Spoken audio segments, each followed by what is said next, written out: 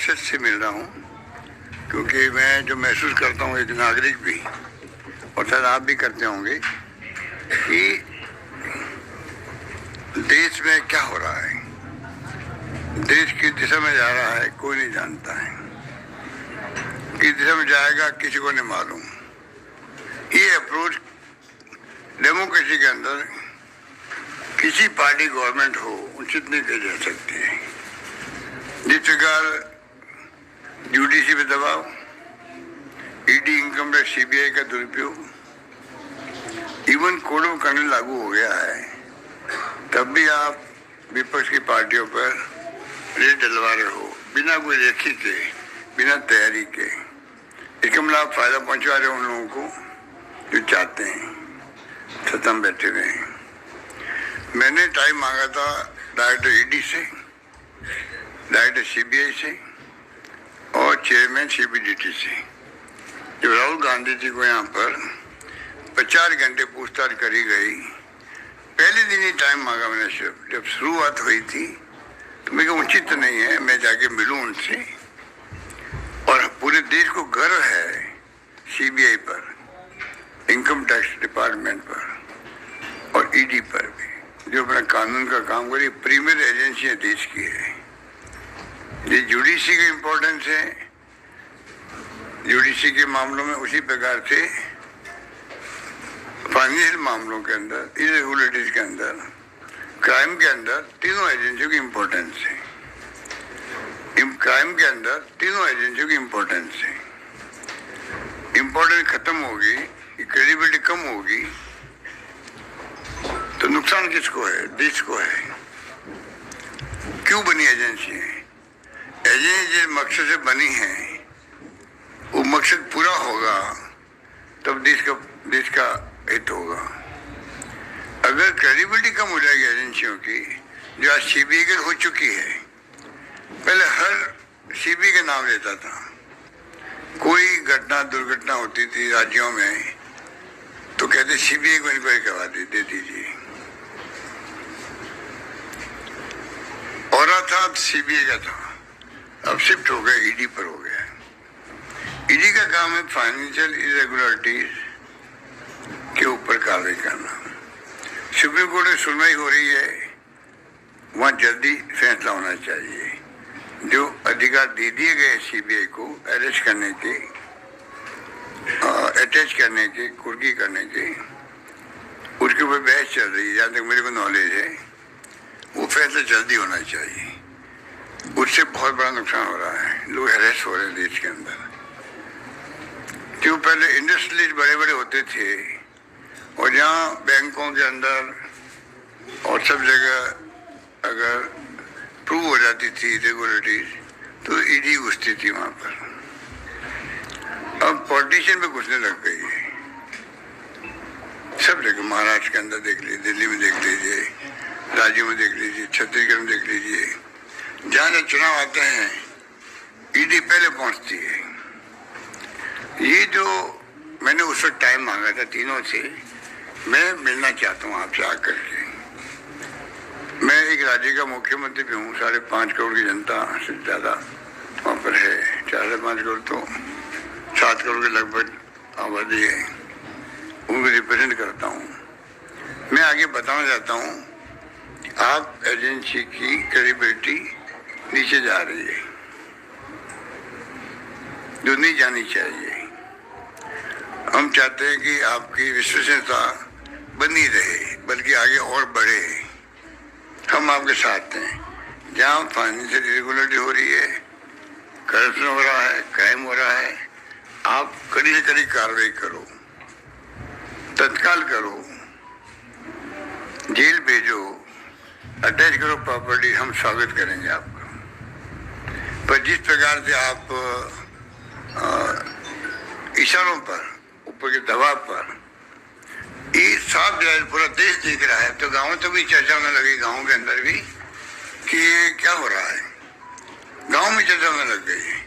अब तो कई जगह ईडी वाले खुद ही जाके कहते हैं हम आधे घंटे बाद आने वाले हैं, आप थोड़ा देख लीजिए अपना आप को। ये स्थिति बन गई है, जो मेरे पास रिपोर्ट आ रही है, जो बातें चलती रहती है। तो ये उचित नहीं है। मैं इस मौके, इस मंच से फिर मैं कहना चाहूँगा तीनों एजेंसियों के डायरेक्टर्स को, चेयरमैन को, कृपा करके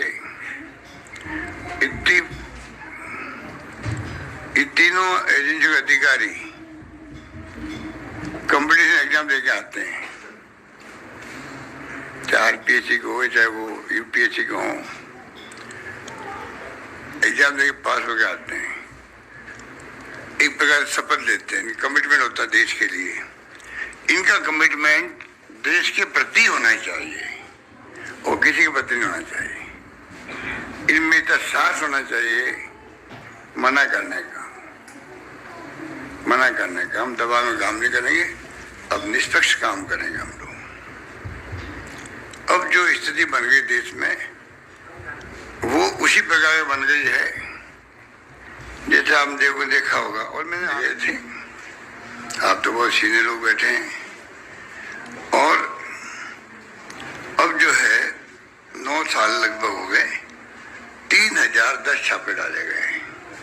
कहाँ तो 10 साल में 112 का, 9 साल के अंदर 3010 छापे। चार्जशीट पेश हुई है, उसमें 93% हुई थी। इसका मतलब जेन्युइन छापे डाले गए थे 93%।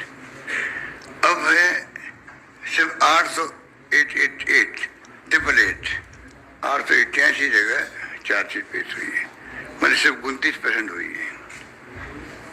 तो आप सोच सकते हैं इतना बड़ा जो आपको अंतर महसूस हो रहा है वो चिंताजनक है।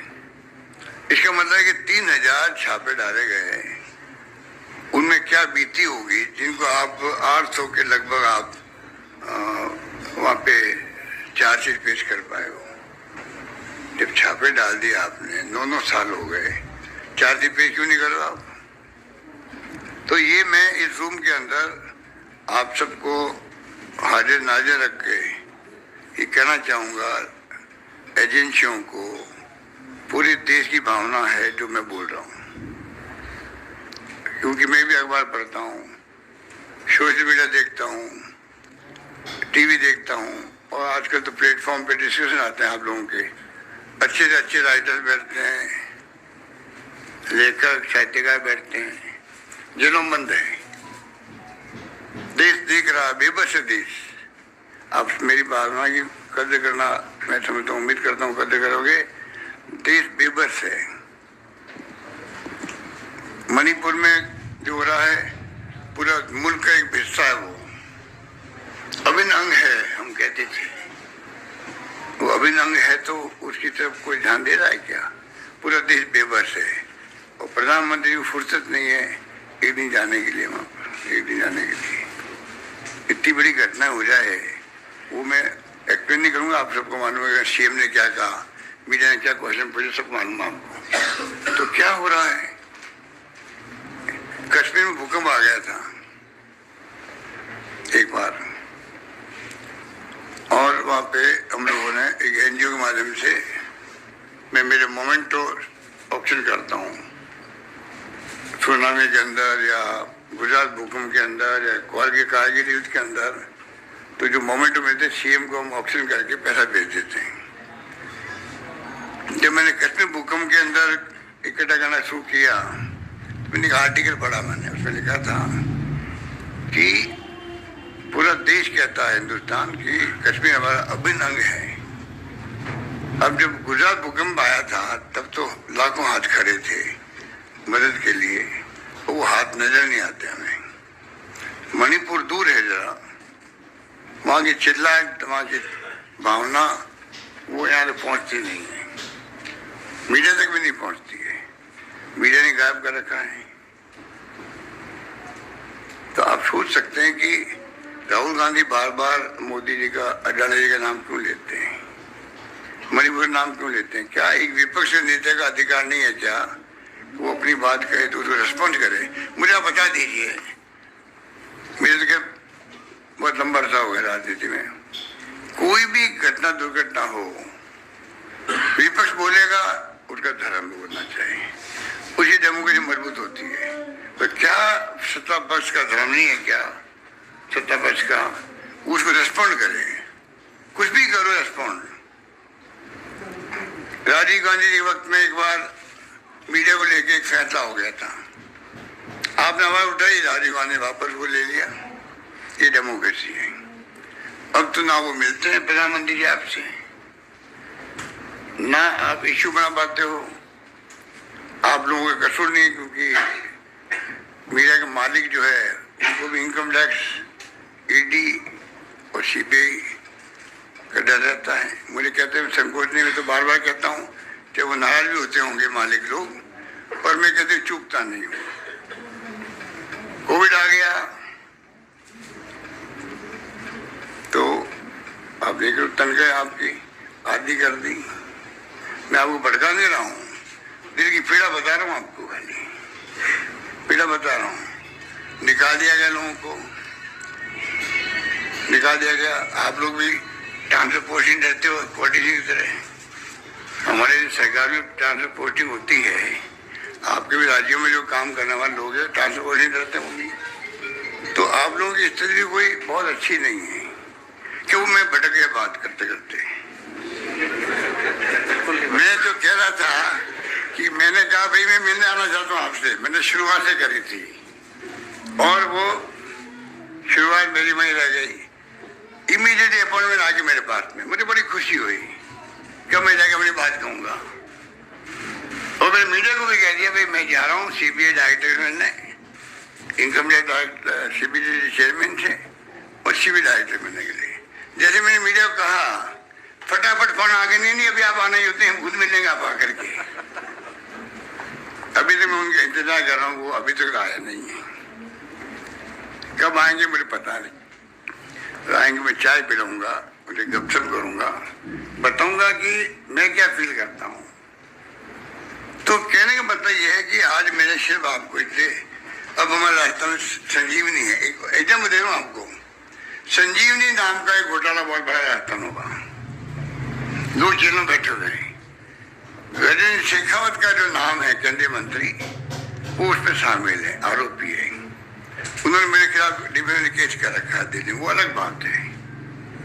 पर मैं पूछना चाहता हूँ, हमारी एसओजी ने FIU जो होता है फाइनेंशियल मिनिस्ट्री के अंदर, फाइनेंशियल इरेगुलरिटीज यूनिट, उनको 50 बार टेलीफोन किए, लिख के भेजा भाई आप हमारी इमदाद करो, क्योंकि फाइनेंशियल का ट्रांजेक्शन विदेश के अंदर भी है। इसका कोई कार्रवाई नहीं करी। एक बार जवाब दिया पर रुक गए।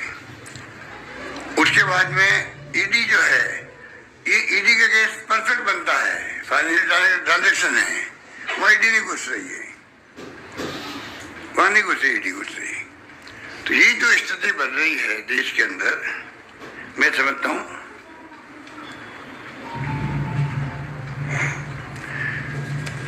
तो मोदी जी तो एक एग्जाम्पल है क्लासिकल देश के अंदर। जब बोलते हैं वो तो देश सुनता हूँ उनको। प्रधानमंत्री देश के हैं, अच्छा बोलते हैं, बोलने की कला जानते हैं।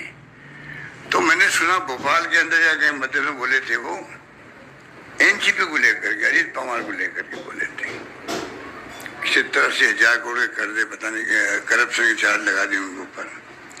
2 दिन बाद ही एनसीपी के एक धड़ा मिल जाता है सरकार के अंदर। और क्लासिकल एग्जाम्पल मैंने इसलिए कहा आपको, अजीत पवार के नाम के जो नेता हैं, जिनके सबसे चार्ज वहां पर थे, उनको वो पोर्टफोलियो दिया जाता है। पोर्टफोलियो उनका नाम होता है फाइनेंस पोर्टफोलियो। तो आप सोच सकते हैं फाइनेंस पोर्टफोलियो देने के क्या मैंने उनको, क्योंकि आप आरोप लगाए थे। इसकी इतने एग्जाम्पल आपके बारे में मेरे ज्यादा होंगे कि आरोप लगते हैं। आप ज्वाइन कर लीजिए बीजेपी को तो आप वॉशिंग मशीन से बिल्कुल जुड़ जाते हैं आप लोग। ये पूरे देश के अंदर हो रहा है। तो ये जो मैं समझता हूँ कि जनता विश्वास एजेंसी बना रहे, ये मेरी चिंता ये है। इसलिए मैं सब आगे क्यों बोल रहा हूँ, आम जनता का विश्वास इन एजेंसी बना रहना चाहिए। आम जनता का विश्वास जुडिशरी बना रहना चाहिए, तभी लोकतंत्र बचेगा देश के अंदर, ये मेरा मानना है। और मैंने कह दिया आपको कि जो मॉडल कोड ऑफ कंडक्ट लगा है, उसके बाद में भी आप छापेमारी करवा रहे हो, तो आप उनको पक्ष कर रहे हो। इलेक्शन कमीशन ऑफ इंडिया को आगे आना चाहिए, जो वो कलेक्टर एसपी को बदल सकता है। उन्हें डाउट भी होता है ये एसपी कलेक्टर जो है एमुलेटी वाले हैं या इन्होंने काम ढंग से नहीं किया है, तो आप छापे रखो ही। अभी ये कोई हत्या तो किसी ने की नहीं, वो भग जाएगा हत्यारा। फाइनली इरेगुलरिटीज है, आज तो कल पकड़ लेना उनको वापस आकर के और ज्यादा तरीका कर लीजिए, ये बात थी। बाकी तो आपको मैं समझ सकता हूँ सोनिया गांधी जी को, राहुल जी को, खड़गे साहब को, मतलब इतनी गिरावट आ गई देश के अंदर पक्ष विपक्ष के संबंध जो थे कोई जमाने के अंदर, जब इंदिरा जी या राजीव गांधी थे और वाजपेयी जी थे, और आज आदमी का फर्क आ गया। कहाँ तो इतनी कटुता होती थी हाउस के अंदर, उसके बाहर भी तभी संबंध होते थे डेमोक्रेसी के इंटरेस्ट के अंदर। अब वो सब संबंध खत्म हो गए, दुश्मन है हम आपस के अंदर।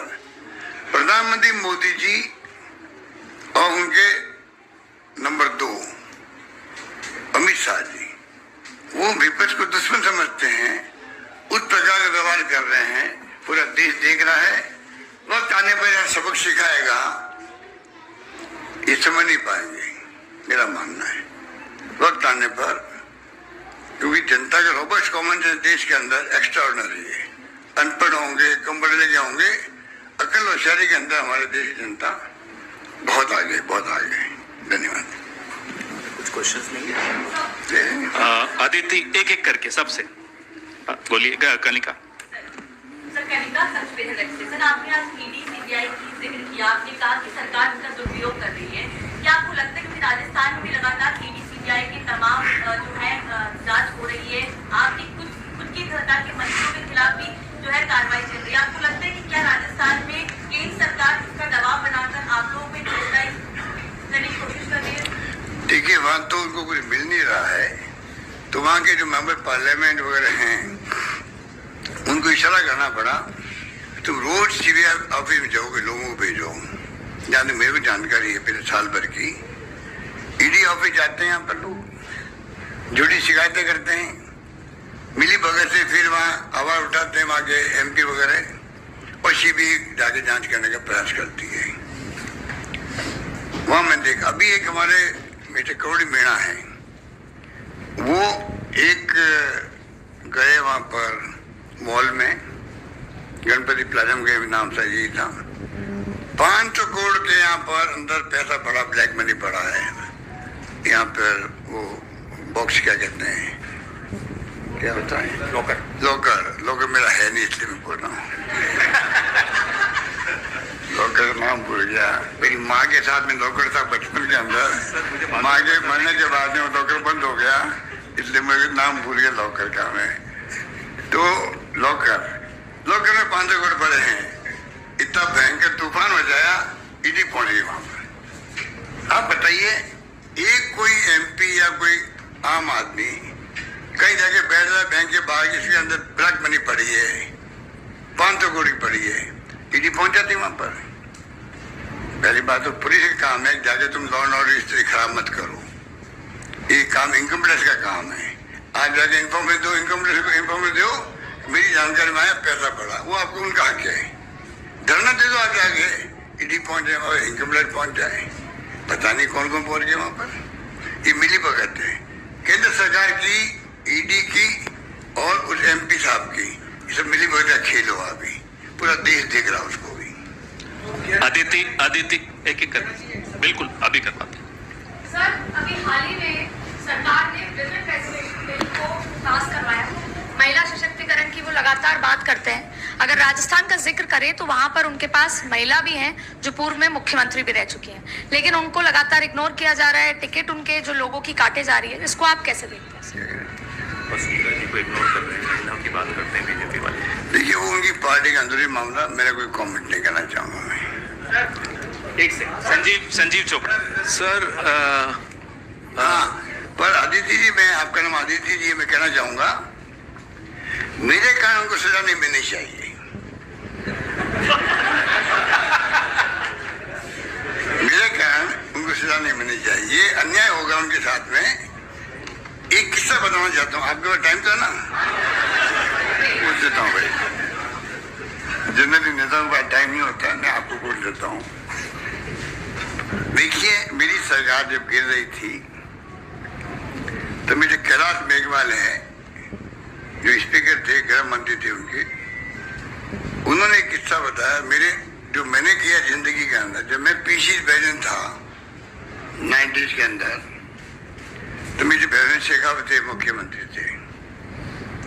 वो क्यूलन गए थे अमेरिका, अपना तीसरी बार बाईपास करने गए, तीसरी बार बाईपास करने गए, तीसरी बार। उस जमाने में हम बचपन में सुनते थे, ह्यूस्टन में जाते थे पहले लोग, ह्यूस्टन से बाद में क्यूलन जानने गए। वो गए थे वहां पर, पीछे उन्हीं के पार्टी लोग सरकार गिरा रहे थे उनकी। मिस्टर नरसिम्हा भी थे प्राइम मिनिस्टर, मैं था पीसी प्रेसिडेंट था राजस्थान के अंदर। मेरे पास भी वो लोग आए, साहब हम तय किया हमारी पार्टी में रिवोट करके सरकार गिराने का। तो मैंने कहा भाई एक आपका नेता बीमारी है, सीरियस से मैंने सुना वहां पर, 3rd टाइम गए हैं, और आप पीछे ये जो कर रहे हरकत मैं उचित नहीं मानता। मैंने पीएम नरसिम्हा जी को जाके कहा, क्योंकि मैं उनका केंद्रीय मंत्री रह चुका था, टेक्सटाइल मिनिस्टर था मैं। तो मैंने कहा भाई मैं सुना, उनको मालूम पड़ गया था, उन्होंने मुझे पूछा, मैं कहा ये उचित नहीं कर सकता, उनको मैंने रोका। और बलिराम भगत थे हमारे गवर्नर, उनको मैंने कहा कि ये सुन रहे हैं, ये उचित नहीं है। एक तो वो था जो गवर्नर को, प्राइम मिनिस्टर को, सबको कह रहा। कैलाश मेघवाल को ये बात की जानकारी थी, वो नंबर 1 थे शेखावत साहब के। उन्होंने अभी जब क्राइसिस हमारा आया तो उन्होंने कह दिया ये बात भी कि हमारे यहाँ परंपरा कभी नहीं रही है इस प्रकार सरकार ने टॉपर करने की।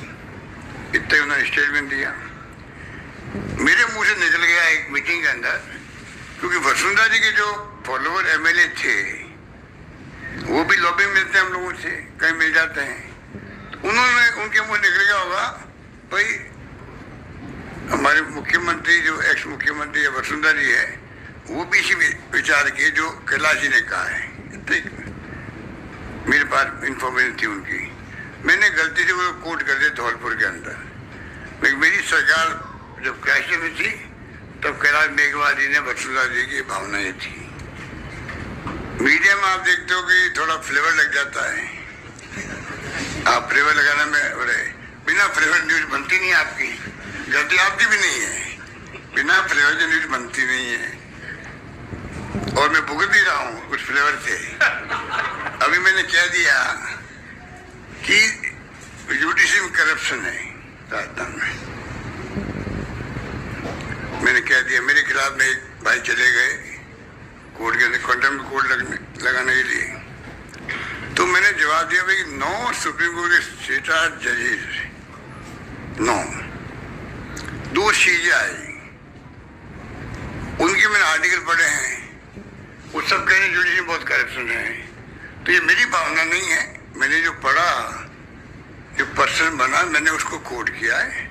तो मैंने मेरा रिप्लाई दिया है कि भाई मेरी भावना नहीं, पूरे देश के सुप्रीम कोर्ट जजेस तक कह रहे हैं, सिटिंग जजेस तक ने कह दिया, सीजीआई कह रहे हैं, तो मैंने वो मेरी भावना नहीं थी, मैंने प्रकट की है। फिर भी अगर कोर्ट को लगे जुडिशरी को सम्मान करना हमारा फर्ज बनता है, और मेरा कमिटमेंट है जुडिशरी मजबूत होगी, देश में डेमोक्रेसी बचेगा। जब मैं ये बात कहता हूँ तो मैंने कहा फिर भी अगर आपको लगे कि मैंने इसमें कंडेम किया है तो मैं अनकंडीशनल अपॉलॉजी मांगता हूँ, लिख के दे दिया। तो कहने का मतलब ये है कि वो फ्लेवर लग गया। मैंने कहा, मैंने सुना है कि एडवोकेट फैसले लिखते हैं, वो फैसला आता है। अखबार लिख दिया, वकील लोग फैसले लेके लिख के ले आते हैं और हाईकोर्ट जज फैसले देते हैं।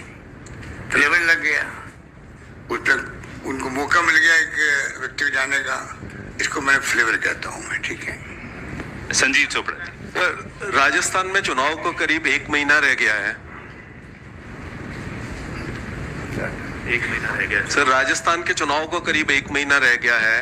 बीजेपी ने अपने कैंडिडेट्स डिक्लेयर कर चुके हैं, कांग्रेस का अभी एक भी कैंडिडेट नहीं आया, और कुछ जैसे आप कह रहे हैं मीडिया में फ्लेवर चल रहा है कि कुछ आप में और पार्टी में डिफरेंसेस हैं कुछ कैंडिडेट्स को लेके। क्या यही रीजन है कि डिले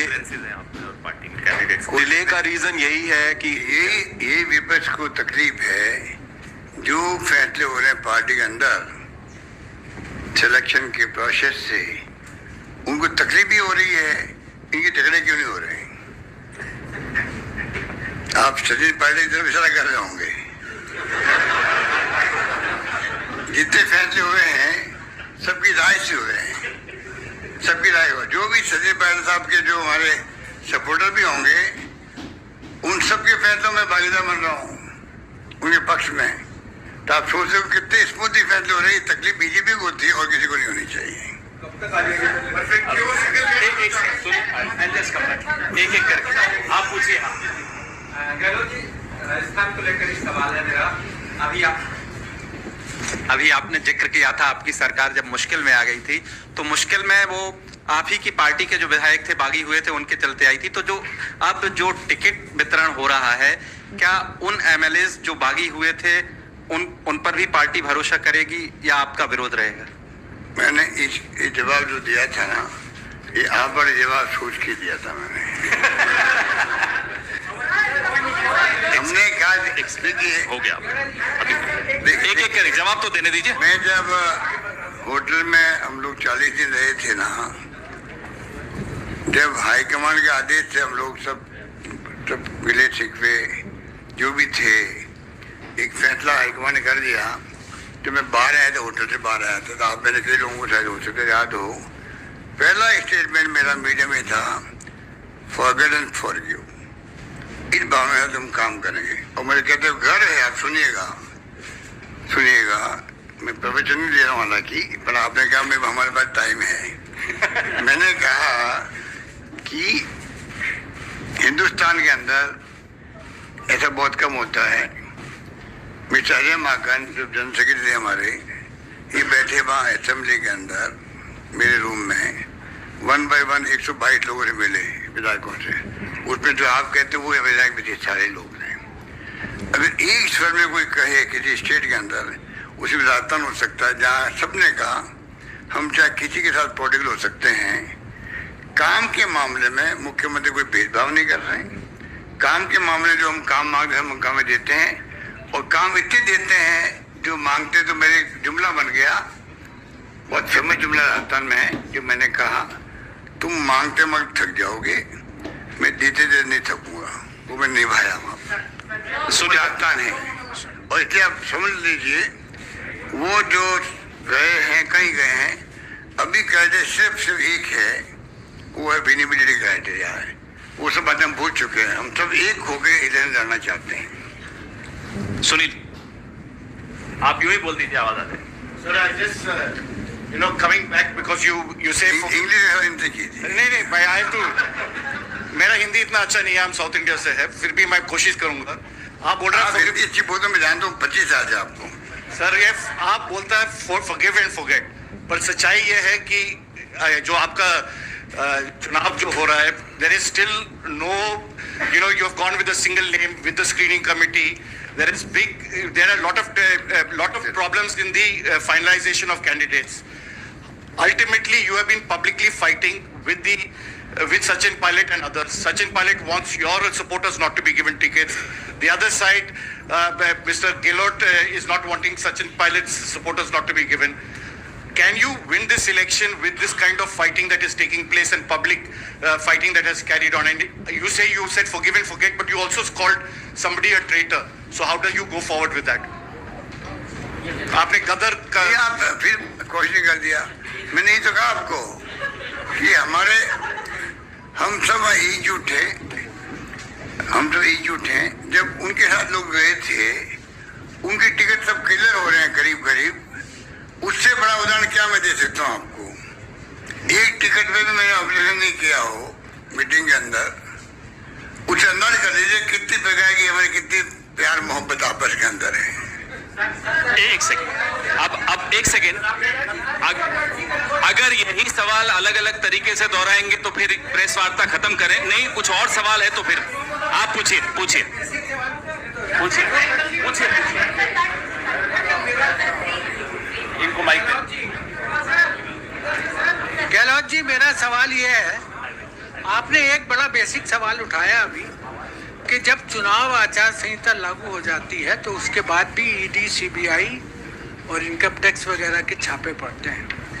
आपने ये भी कहा कि जब चुनाव आयोग के अधिकार है कि वो डीएम, एसपी बदल सकता है उसके साथ, और हमारे संविधान के अनुसार जो है जिस राज्य में चुनाव होते हैं उसका प्रशासन चुनाव आयोग के हाथ में आ जाता है, काम चलाने के लिए सरकार रहती है।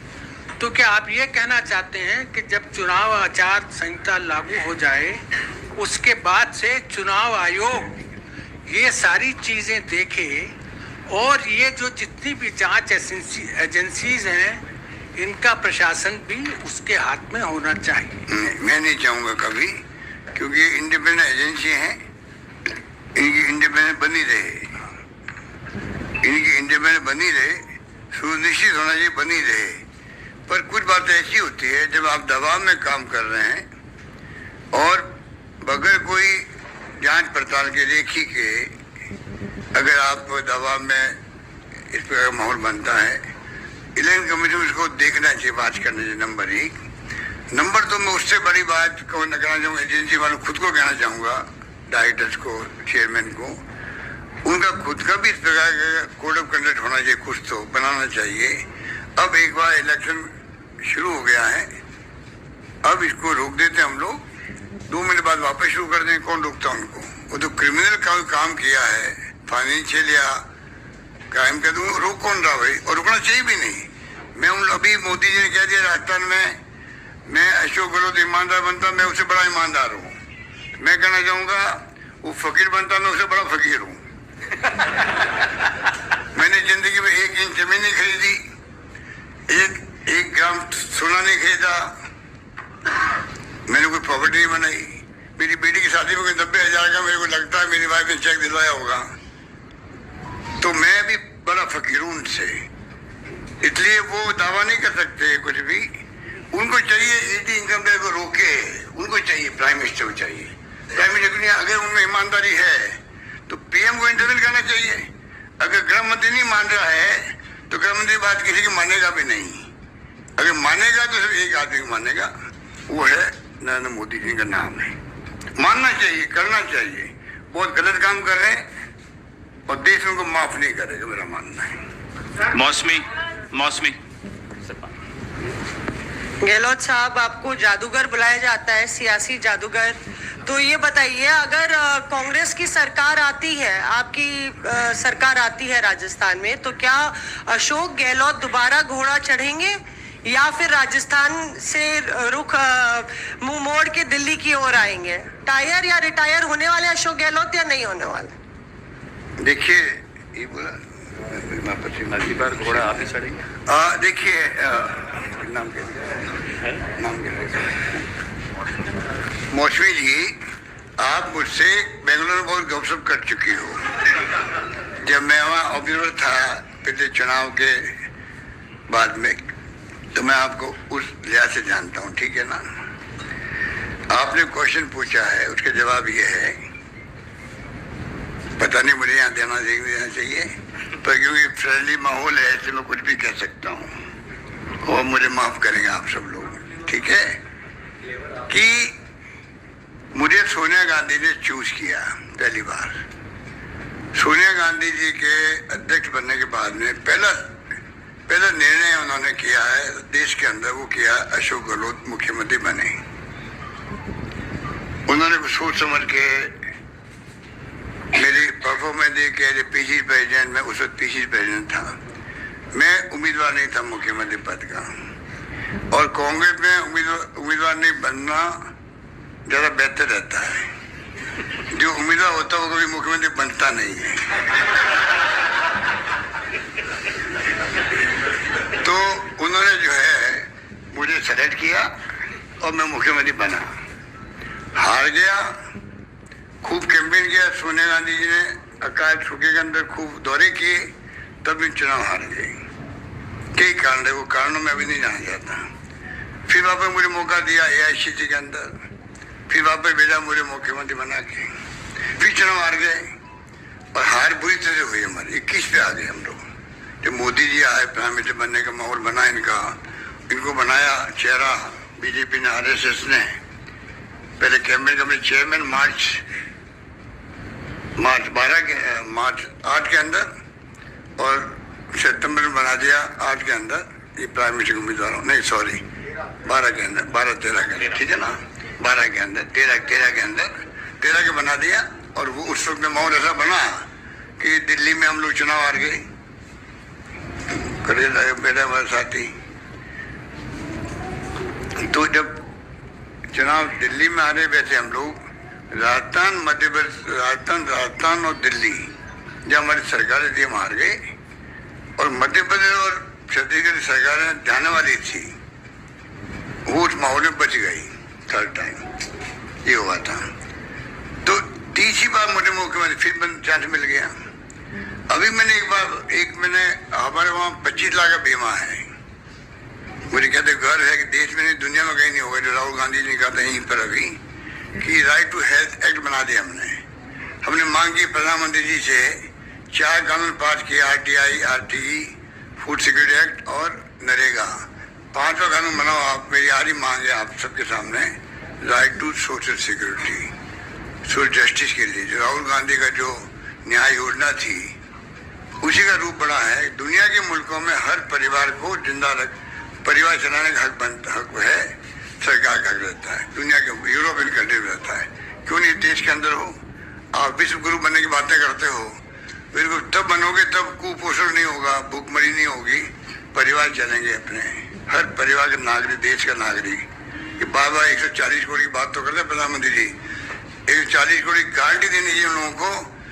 140 करोड़ जनता के साथ में सोशल सिक्योरिटी का कानून मैं लाऊंगा पार्लियामेंट के अंदर, ये उनको कहना चाहिए।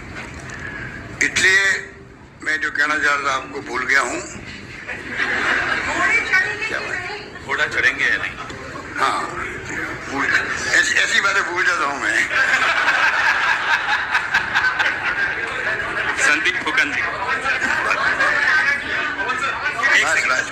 बोलने दीजिए पूरी बात की बात है। एक सेकंड, जवाब तो खत्म होने दीजिए। उसका नाम ही मौसमी है, तो मौसमी को मना कैसे कर सकते हैं। तो मैं मौसमी कह रहा था 30 बार मुख्यमंत्री बना, तो अभी मैं हार्ट ट्रांसप्लांट कर रहा। हार्ट आपने सोशल मीडिया में देखा होगा शायद कुछ लोगों ने, वो लेडी बोल रही है जब मेरा हार्ट ट्रांसप्लांट हुआ फ्री के अंदर, हमारे वहाँ घुटने, हार्ट,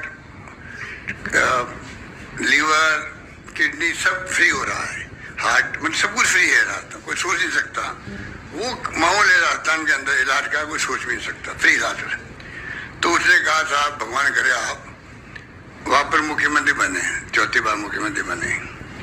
तो मैंने उनको कह दिया सुनो भाई माता जी, आप जो है आप बधाई, आपका हार्ट ट्रांसप्लांट हो गया। मैं मुख्यमंत्री पद छोड़ना चाहता हूँ, पर ये पद मुझे नहीं छोड़ रहा है। अब तुम समझ जाओ कितनी हिंदुस्तान में कितने मुख्यमंत्री हिम्मत है जो ये कहे कि मैं पद छोड़ना चाहता हूँ, पद मुझे नहीं छोड़ रहा। बताई दीजिए कितने मुख्यमंत्री है इतिहास में, कभी किसी ने कहा क्या? मैं कह रहा हूँ मैं छोड़ना चाहता हूँ, आज ही कह रहा हूँ छोड़ना चाहता हूँ, ये पद मुझे नहीं छोड़ रहा है और शायद छोड़ेगा भी नहीं। 2-3 और ले ले सर। संदीप फुकन जी, एक सेकंड, माइक आने दीजिए, सबको मिलेगा। गहलोत साहब ने कहा अभी उनके पास समय है, सबके सवाल ले रहे हैं। संदीप फुकन जी को दीजिए। नहीं सर, अभी आपने कहा कि जो पायलट साहब के समय नहीं बात मैं बीच में बोल रहा हूँ। मैं आपको मौसमी जी खाली मजाक बात सुने, मैंने कहा मजाक के अंदर कि मेरा मतलब पद छोड़ने का मतलब ये है, छोड़ नहीं रहा है कि मुझ पे इतना विश्वास हाईकमान ने किया है। रेयर होता है देश के अंदर, कुछ तो कारण होंगे कि सोनिया गांधी, राहुल गांधी, प्रियंका गांधी मुझ पे विश्वास कर रही है। जो ये फैमिली है जो कांग्रेस को एकजुट रखे हुए हैं, कुछ तो कारण होंगे भाई कि मुझे क्यों बनने का मौका मिला है, कुछ तो कारण होंगे। बार इतने मैंने कहा कि मेरे लिए अभी जो है देश में जो हालात बन रहे हैं, जिसके लिए राहुल गांधी संघर्ष कर रहा है, राहुल गांधी एक मत नेता है जो मुकाबला कर नरेंद्र मोदी जी का, तो हमारा फर्ज बनता है कि हम जो है कोई पद की बात करने के बजाय उनके हाथ मजबूत करें। देश हित के अंदर देश बचना चाहिए, ये मेरी प्रायोरिटी है। अब उसके अंदर कोई पार्टी फैसला करती है वो हमें सबको मंजूर होता है, मेरा भावना ये थी। मतलब सर अभी आपने कहा कि फॉरगेट एंड फॉरगिव, इधर आपके सामने सॉरी, तो आपने अभी कहा कि फॉरगेट एंड फॉरगिव का अप्रोच लेके आप चल रहे हैं, और जो सचिन पायलट के समर्थक है, अभी आपने कहा कि लगभग उनके टिकट्स भी क्लियर हो रहे हैं। तो अभी हाल ही में हिंदू कोई आपके प्रदेश अध्यक्ष ने कहा लगभग 30% टिकट काटे जाएंगे। तो जो काटे जाएंगे किस वजह से काटे जाएंगे? नॉन परफॉर्मेंस, एलिगेशन, और कितनी प्रतिशत आपके हिसाब से कितने टिकट्स काटे जाएंगे जो सिटिंग एमएलए हैं?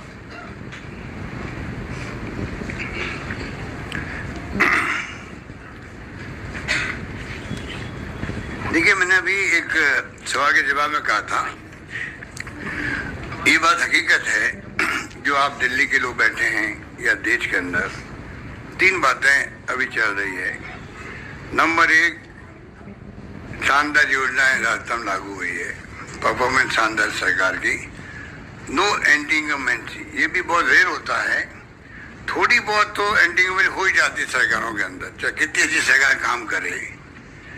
ये शायद संभवतया हमारी गवर्नमेंट, मुझे गर्व होना चाहिए कहते हुए कि आप लोग कहते हो या आम लोग कहते हैं कि कोई इनकम्बेंसी, एंटी इनकम्बेंसी है ही नहीं राजस्थान के अंदर। ये बहुत बड़ी बात है, नंबर 1। नंबर 2, सीएम के खिलाफ में कोई आरोप नहीं है, ओके हैं, ठीक है। नंबर 3 कि एमएलए के खिलाफ में जो है 4 करप्शन के भी हैं, और मतलब उनके खिलाफ में एंटी इनकम्बेंसी है, ये है। लोग उम्मीद करते हैं बहुत टिकट कटेंगे, टिकट तब करते हैं तब उसका विकल्प हो वहां पर, नंबर 1। नंबर 2, ये विपक्ष का काम है माहौल बनाना, पर्सन बनाना, कोई करप्शन बहुत हुआ है एमएलए के ऊपर, इसलिए एंटी इनकम्बेंसी लागू होती है। मैंने एक बात कही, जब सरकार बदलने का जो ये बीजेपी ने जो नया मॉडल अपनाया है देश के अंदर, खतरनाक माहौल है, वो खतरनाक मॉडल है। चुनी सरकारों को आप हॉर्स ट्रेडिंग करके आप उनको गिरा रहे हो। मणिपुर, गोवा के अलावा अरुणाचल प्रदेश, उत्तराखंड, क्या क्या नहीं हुआ। अरुणाचल प्रदेश का तो एक एक्स मुख्यमंत्री सुसाइड करना पड़ा उसको, क्या बात कर रहे हो आप लोग? ये तो सब इतना बड़ा देश है, बातें दब जाती है, बातें दब जाती है। अगर कोई रोंगटे खड़े कर देती बातें वो याद आती तब, ठीक है ना? आप बताइए क्या क्या नहीं हुआ है। और मध्य प्रदेश, कर्नाटका और महाराष्ट्र, दिन दहाड़े डाका डाला गया, जो कहते हैं वो हो गया, तो ये देख रहा है। राजस्थान गवर्नमेंट बच गई हमारी, क्यों बच गई? एक तो हाईकमान का पूरा सपोर्ट मेरे साथ था, मिस्टर संदीप सुरजेवाला, अजय माकन, वेणुगोपाल, डेरा डाल के बैठे, 40 दिन तक बैठ गए हमारे साथ में वहां पर, ठीक है। और दूसरा, वहां की जनता ने जो साथ दिया, जनता ने फोन किया एमएलए को, क्योंकि 10 करोड़ मिले थे उनको, ओवर 10 करोड़ की थी। आप बताइए हिंदुस्तान के इतिहास में मैं मांग रहा हूँ कॉन्फिडेंस वोट लेने के लिए, ऐसे में बुलाओ, स्पीकर मना, गवर्नर मना कर रहा है। ऐसा कभी होता है? उल्टा हो गया, जैसे उल्टा होता है। वो कहते हैं कि आप क्योंकि विश्वास में खो चुके हो इसलिए आप ऐसे में बुलाइए। और मुख्यमंत्री जी रिलेक्टेंट रहते हैं। मेरे केस के अंदर उल्टा हो रहा था, हमें धरना देना पड़ा है, गवर्नर उसमें आपको याद होगा, संघर्ष करना पड़ा, तब जाके वो डेट फिक्स हुई है। ऐसे बुलाने की विश्वास मत मैं ले रहा हूँ और मुझे बुलाने जा रहा है। जब डेट फिक्स हो गई तो रेट बढ़ गई 10, 20, 30, 40, ठीक है। और ये हकीकत है, जब मध्य प्रदेश के अंदर, कर्नाटक में, और आपका 50 एमपी चले गए आपके महाराष्ट्र के अंदर, सबके ऊपर ईटी फीटी के छापे डाले जा रहे थे। कोई 50 करोड़ की बात करे, कोई 35 करोड़ की बात करता वहां पर, ठीक है। तो ये स्थिति तो मैं ही कहा कि मेरे एमएलए को ऑफर था पैसा 10 करोड़ रुपए पहली किस्त और टच एंड गो था। वो ऐसा नहीं कि मैं कोई 20-25 लोगों लेके बैठा वहां पे एक्स्ट्रा, टच एंड गो का खेल था। तब भी 40 दिन तक उन्होंने साथ निभाया। पब्लिक ने कहा फोन कर करके हमारे एमएलए साहब आपको 6 महीने रहना पड़े रही होटल के अंदर, ये सरकार गिरनी नहीं चाहिए, जिसका मुख्यमंत्री अशोक गहलोत थे वहां पर। ये अगर कहे जनता उनको एमएलए को, मुझे कहते थे सभी फोन आ रहे कार्यकर्ताओं सबके, उस माहौल में मैंने सरकार बचाई। तो मैंने कहा मेरी चर्चा देश भर में पहली बार उस रूप में हुई है, तो इसलिए हुई है कि बाकी सरकारें गिर गई और राजस्थान सरकार हमने बचा ली है, ठीक है। तो मैंने कहा अगर ये करप्ट होते एमएलए हमारे तो 10-10 करोड़ रुपए बहुत होते भाई। 10 करोड़ रुपए किसको क्यों मना करते, फिर वो वही पैसे ले लेते बाहर निकलने के लिए। बाहर निकलते हमारी सरकार गिर जाती। तो सरकार नहीं गिरी हमारी, तो कैसे मालूम करप्ट लोग थे, ये मैंने कहा उनको। बाकी लोग जयपुर में आकर पूछ